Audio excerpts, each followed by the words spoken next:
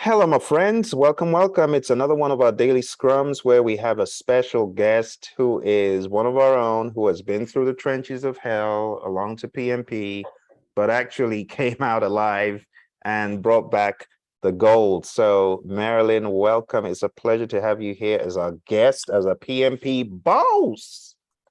Thank you, thank you, thank you for having me.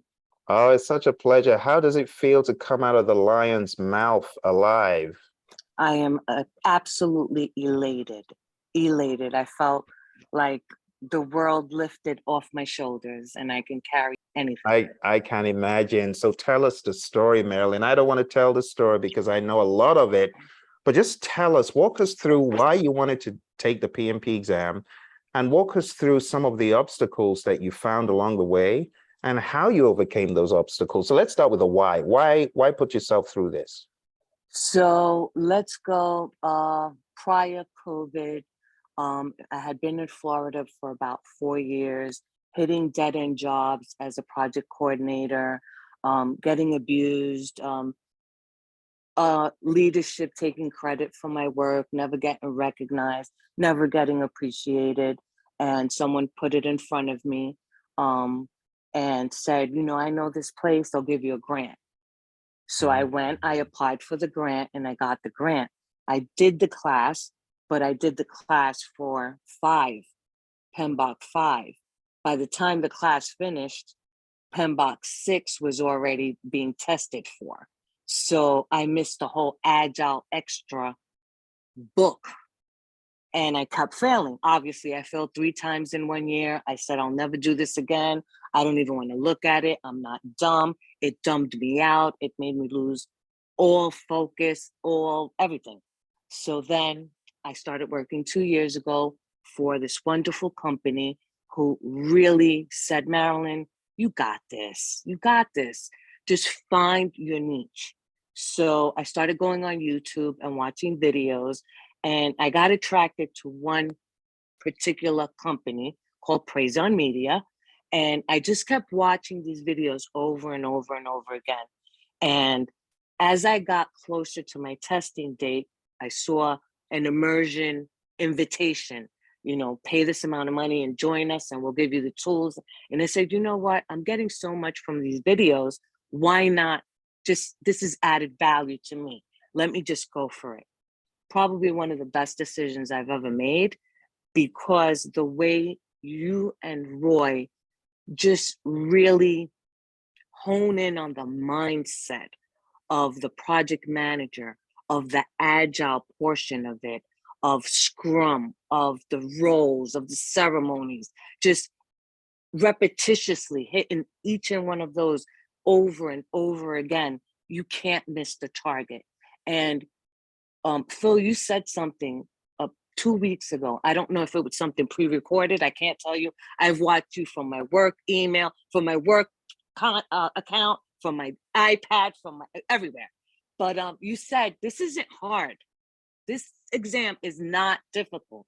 You know this stuff. You just have to apply the analysis to each and every question. Just do so, and you will get the right responses. So I was hung up on the matching ones, and I started doing just these ad hoc quizzes on matching, agile and just project management. And believe it or not, I think I got those right. Honestly, I didn't use a calculator for not one question. I think there was maybe one question that had to do with estimated value, maybe, but everything was extremely situational. And just knowing Phil and Roy push the project through. Make sure that your answer does not stall the project. We got no time to waste. Push the project through. So by knowing that, and you eliminate 2 answers. Did I lose you? I'm gonna type in what you said because that is a gold nugget. I like the way you said it. I've never said it that way, and I like the way you just put it, because that is very important for everyone to grasp. Push the project through on every question. What else, Yes. Marilyn? Talk to us. Talk to us. Two answers to me on most of the questions were absolutely ludicrous. So you had two to go on. And although they looked very similar, if you read the question correctly and make sure you catch first, last, next, and what you won't do, make sure those are so important because there's hidden in like a 3-paragraph question and they count on you missing it. So be aware of that. Be very aware. But I believe that if you push the project through and know that no one gets disciplined unless it's PMI, you're going to be good to go. Because you do have certain questions can come about where, what if you see, that someone hadn't passed the PMP and they're using the PMP behind their signature block, what would you do? And you have to report them to PMI. That's the only thing you can do there. But everything else, people don't get in trouble. And know your risk management, know your conflict management solutions, know that. Although they didn't ask anything direct about Myers-Briggs or emotional intelligence, there were questions that you had to apply emotional intelligence in order to get that answer. So even though you're thinking, I'm studying all this stuff and it's not going to be there and what's going to be there, if you study everything, you're going to be okay. Because that morning I said, I've overstudied. At this point, I'm not going to remember anything else. And believe it or not, as I sat in front of those questions, it was coming to me. I mean, true, I listened to Phil's videos morning, noon, and night.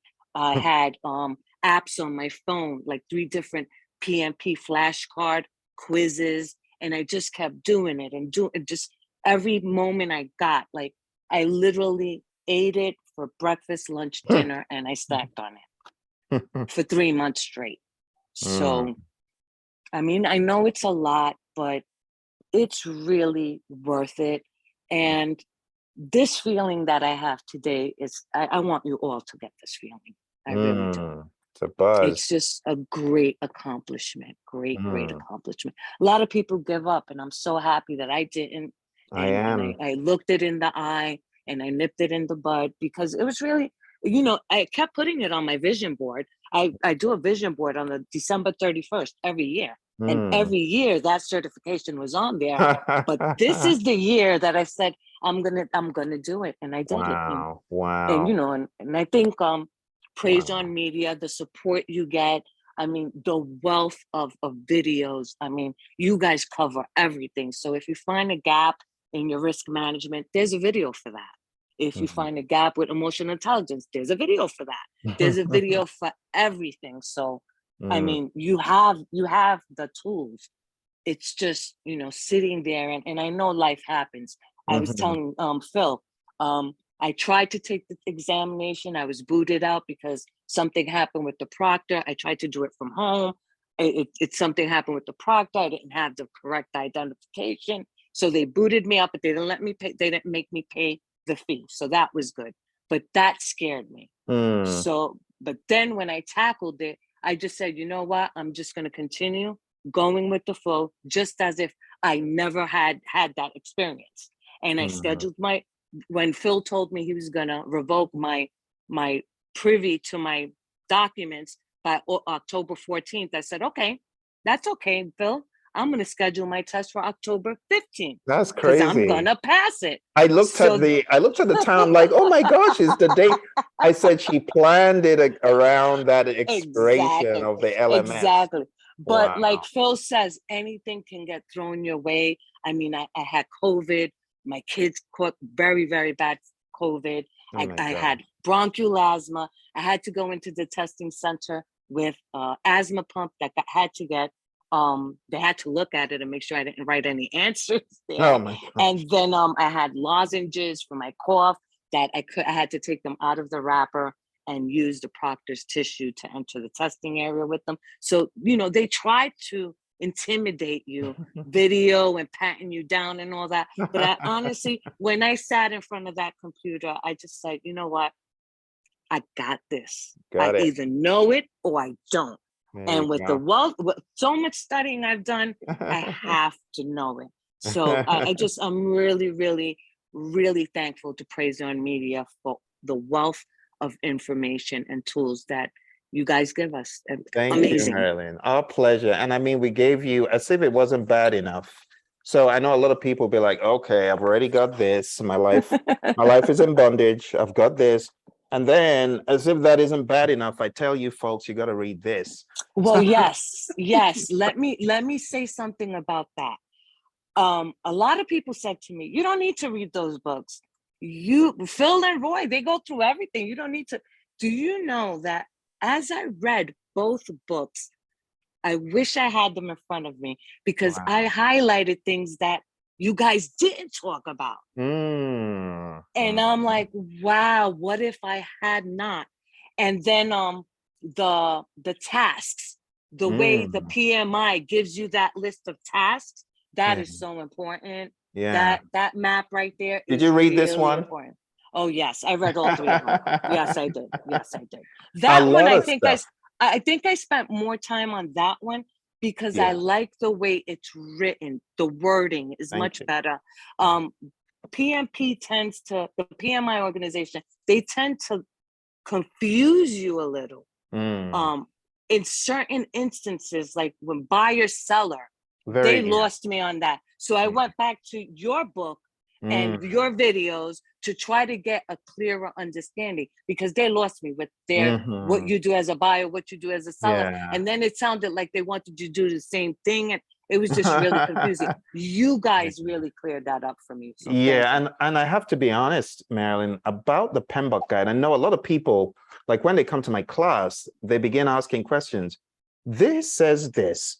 This should say this. And I'm like, you're absolutely correct, but you got to remember that this was not written by some higher level intelligence alien clan from Mars. It's written by humans, and we have frailties and we have mistakes just like any other human. So the Penbook guide is not infallible. I can't count how many emails I've sent PMI over the past 10 years just saying, this is off, this is off, this is off. Even with the 7th edition. That's why you find my name in there as one of the final reviewers of it. So there's a lot of stuff that could be cleaned up. So Roy and I said, you know what? Let's just go write our own and let's put some color in it. And make it fun. And let's put questions at the end of each task. So it's written by task, but I'm really glad that you jumped on it. And I'm glad that you came to the immersion because we kind of set some momentum in place and then COVID hit, but it didn't hit so badly that you couldn't get back on it. And you did. And your tenacity, I just doffed my hat to you because I didn't know whether you were still in recovery mode or whether you were going full force. I couldn't really tell. So I'm glad. It was my little secret. Do you know? I told no one of my appointment. I told no one knew. I was the only one that knew. When I walked out of there and I called Mom, she thought someone passed away because I was so emotional. And I said, Mom, I'm trying to tell you I passed. And she said, oh my God, you didn't tell me. Wow. Yeah. It was just, I didn't want to add that layer of pressure. Yeah. I didn't need it, you know, with the bronchial asthma and everything else going on. I was like, and then my QA manager ended up taking another role. So I had to be project manager. I had to be QA manager. I had to lead the SQA testers throughout their testing. I had to load testing data, create test plans, things that were foreign to me while I'm studying to take one of the biggest examinations. Crazy. Wow. But everything happens for a reason, you know. And they've elevated you in the job, right? You got a promotion and recognition, and I hope everyone knows the huge effort this takes because it's not a cakewalk. It's a mental struggle, it's a physical struggle, it's a battle. And to anyone who has survived it, I doff my hat to them, but more so in the middle of a COVID year, because I've had COVID and I know how crazy it is. And I didn't even have, what do you call it? What did you call it? Bronchial asthma. Oh my goodness. So that sounds bad, but I'm glad that you're sounding good. You're not coughing. You're not you're doing well. But I'm glad that you didn't let that hold you down. No, You no. know. I hit it harder. I hit after that snafu with the home with the virtual system. Mm, I hit it harder. I mm. I said either I'm gonna fold or I'm gonna battle. So I Wow. went for the battle. Wow. Wow. And then we have great people. Nicole was hitting me. Some other of our colleagues were just hitting me and just Mm. pushing me. Do it. You got this. Aw. You got this. At work, you yourself. I mean, I love Praizion, and Oh, thank anyone you. who asks me, I'm gonna send them your way for Oh, advice. please do. I Absolutely. And like mean, I said, Marilyn, we got all these different arms of learning and development. PMP is a beginning, but we yes, also have the yes. ACP coming up. We have the Project Leadership Institute. So if you ever miss us, just I'm join in one of coming those back. vehicles. I would And definitely come back, but thank you for giving me an opportunity to share this information because I know that it's going to make a lot of people on this call pass if oh, they listen. absolutely. Um, Absolutely. Let's talk, just let's dial into the detail, Marilyn, before we conclude, because I know you were a product of the process and you went through a lot. But let's talk about how you were able to finally get a grasp around this. Because when I heard about your background, I'm like, she does this stuff. She does this stuff. So in my mind, I'm yes. like, you're gonna be able to get it very easily. But how easy was it as you went through people, process, business, agile, hybrid, predictive? Can you just touch on each one and tell us what was a deal clincher for you in each of those areas? Like what made you master people? What made you master process? What aha moments were there along the journey that others can glean from? People, I honed in on servant leadership, on, being mentoring leader, assisting leader, a compassionate leader, a leader who solves problems and is able to help his team push the project through. I was really confident when it came to that servant leadership. I knew that I mastered that portion of it. I knew that I had everything that had to do with people pretty much controlled. When it came to processes, I was just questioning myself because I was really trying to concentrate on something that I wouldn't advise anyone to do. I was trying to memorize my ITTOs.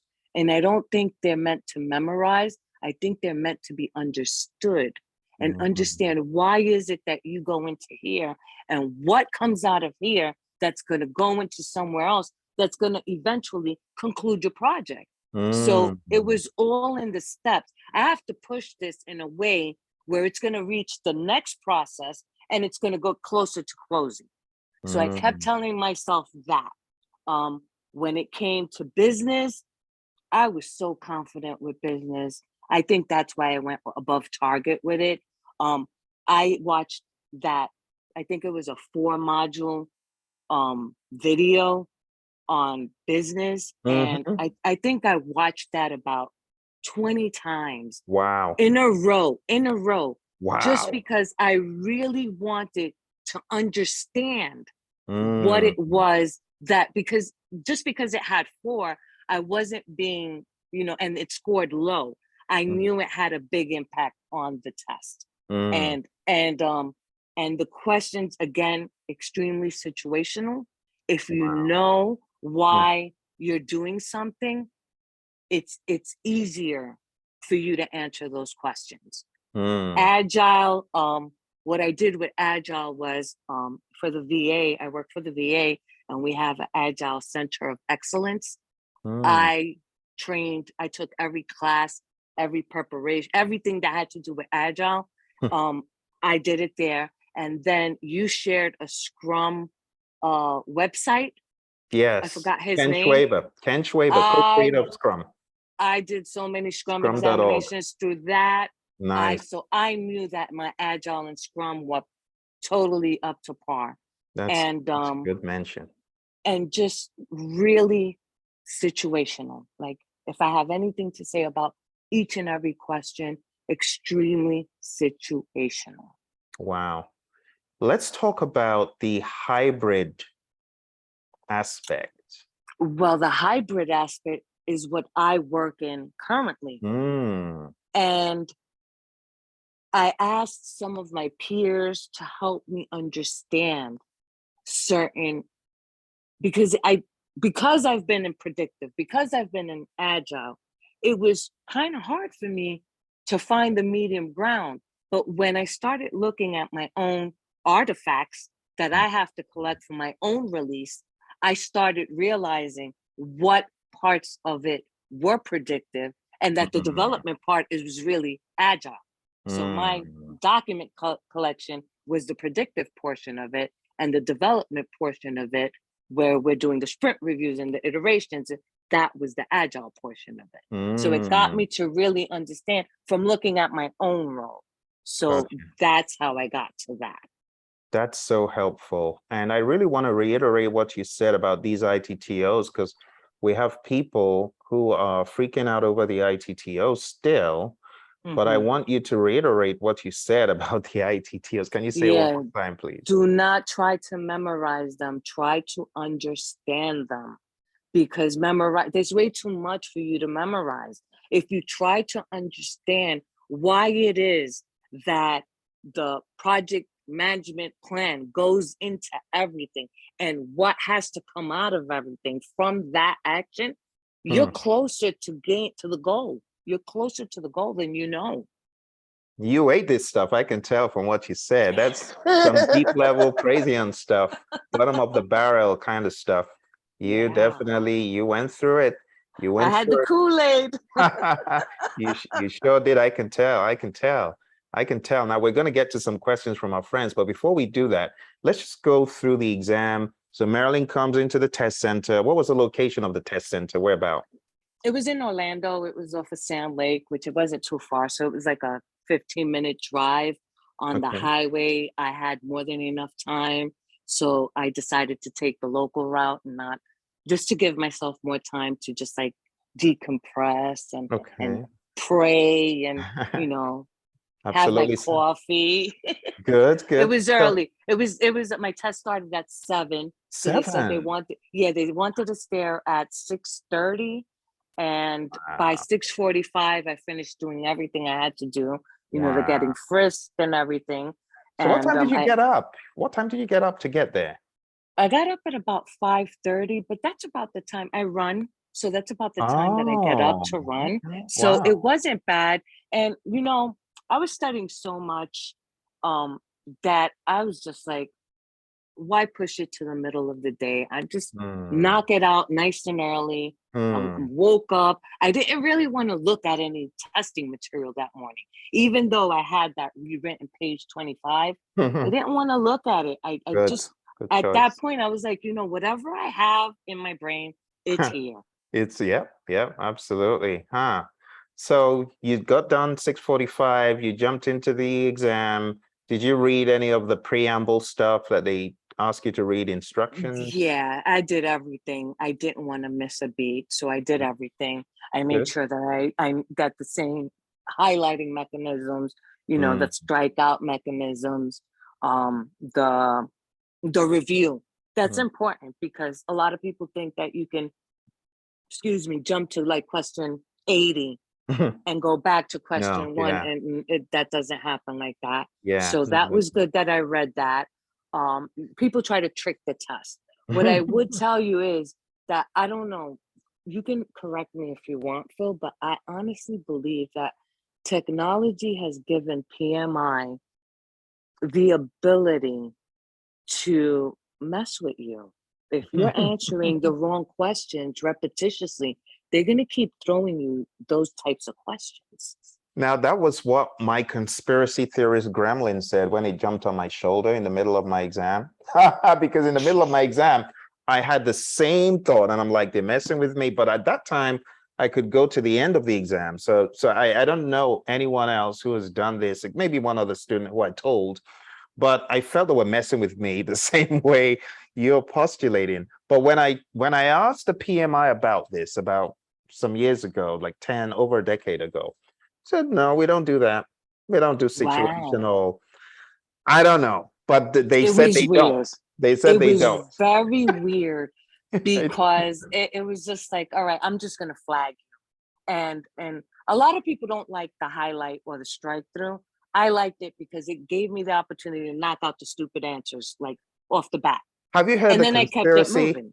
Have you heard the conspiracy about if you mark a question, it means that you don't know that area, then they're going to give you another, but it's No, not no, no, true. It's not no. true. I That's not wasn't afraid of that because I tell you, the first 60, I must have highlighted about 40 questions Oh my gosh, wow. This is a great because, lesson for people to hear because it almost sometimes feels, I don't know.